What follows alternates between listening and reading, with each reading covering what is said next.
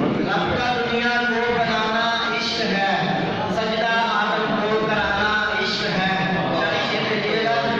आग का गुलजार होना मुझसा, आग का गुलजार होना मुझसा, आग में मेरे खौफ जाना इश्क है।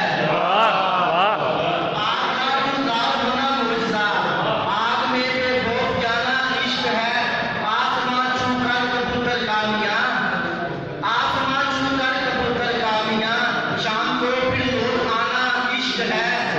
जाके अकमल बाप का परदेश में, जाके अकमल बाप का परदेश में, रिज़्क़ बच्चों का कमाना इश्क है। बहुत अच्छे हैं, बहुत अच्छे, बहुत आला।